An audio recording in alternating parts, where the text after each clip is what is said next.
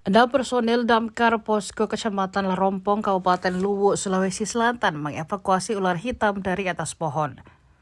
Aksi menegangkan itu sontak menjadi tontonan warga dan pengendara yang melintas di Jalan Poros Makassar Palopo tersebut. Butuh waktu sekitar 5 menit untuk menurunkan ular dengan nama latin Boiga dendrophila gemisinta. Petugas damkar naik ke atas mobil pemadam lalu mengambil sebilah bambu agar ular tersebut terjatuh. Setelah berhasil diturunkan dengan sigap, salah seorang petugas lain, Saldi, menangkap ular tersebut.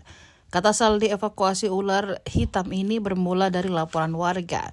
Kepala Bidang Peralatan dan SDM Damkar Luwu, Ale, menyebut ular hitam banyak menghabiskan waktunya di atas pohon.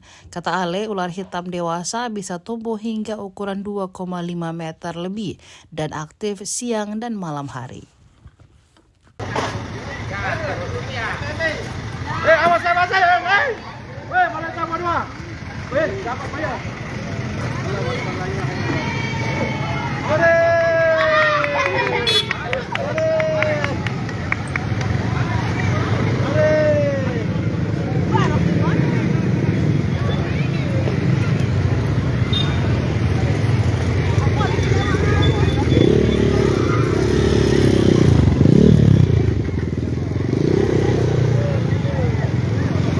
Download Tribun X sekarang, menghadirkan lokal menjadi Indonesia.